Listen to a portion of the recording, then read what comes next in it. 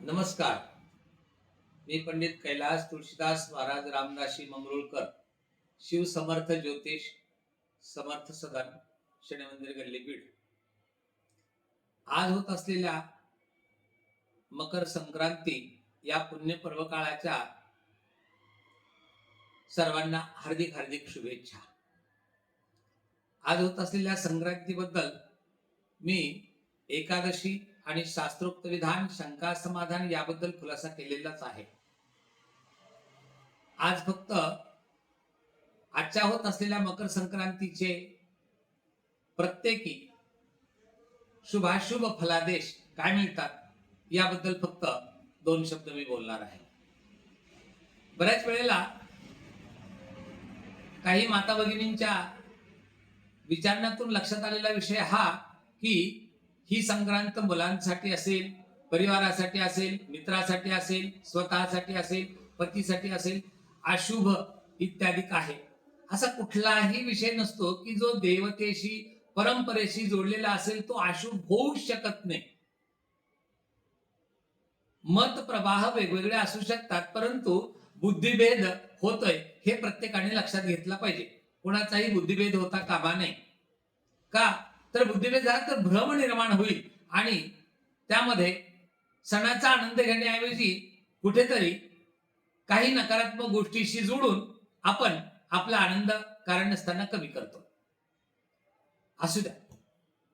नक्षत्र परत्वे फलादेश जर विचारात घ्यायचे असतील तर ते याप्रमाणे या संक्रमणाचे आहेत.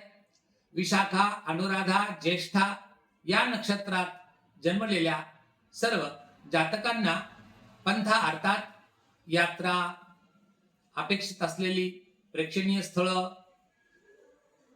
देवता इत्यादी यात्रा अशा प्रकारचा योग येऊ शकतो. तसेच मूळ, पूर्वाषाढा, उत्तराषाढा, श्रवण आणि धनिष्ठा या लोकांसाठी भोग अर्थात दोन्हीही विचाराने घ्यावं. आलेला भोग हा नकारात्मक न घेता सकारात्मकतेने घ्यावा. भोग याचा अर्थ दुःख होतो आणि भोग याचा अर्थ आपण कामापेक्षा जास्त घेतलेली सुख. दोन्हींना समानतेत बदलून त्या ठिकाणी योग्य निर्णय करावेत. पूर्वा भाद्रपदा, उत्तरा भाद्रपदा, रेवती या नक्षत्रातील जातकांना व्यथा अर्थात थोडाफार मानसिक त्रास असेल, प्राकृतिक त्रास असेल, परंतु त्यांनी समजून घ्यावं, काळजी घ्यावी, काळजी करू नये. अश्विनी, भरणी, कृत्तिका, रोहिणी, मृग आणि आर्द्रा अशा या 5 नक्षत्रांसाठी विपुल वस्त्र अर्थात वेगवेगळ्या प्रकारच्या ड्रेस बद्दल, कपड्याबद्दल, उच्च वस्त्रांबद्दल काही व्हिज्युअलाइज केलेले अर्थात स्वप्नावस्थेत पाहिलेले काही विचार असतील तर त्या प्रकारच्या सर्व वस्त्रांचा त्यांना लाभ होईल.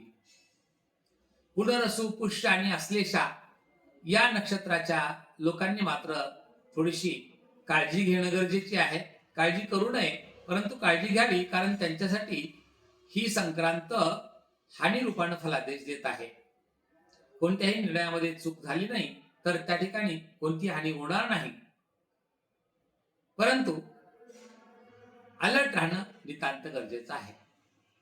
तसेच मघा, पूर्वा, उत्तरा, हस्त, चित्रा आणि स्वाती या 5 नक्षत्रांसाठी विपुल धन अर्थात सहजासहजी एखाद्या मोठ्या निर्णयामध्ये वेळेवरती निर्णय केला तर त्या ठिकाणी अपेक्षेपेक्षा जास्त धनलाभ, वित्तलाभ होऊ शकतो.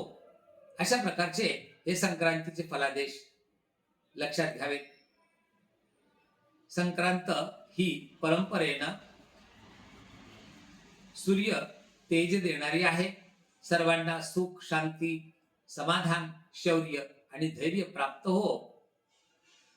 पुनश्च एकदा मकर संक्रांतीच्या हार्दिक शुभेच्छा.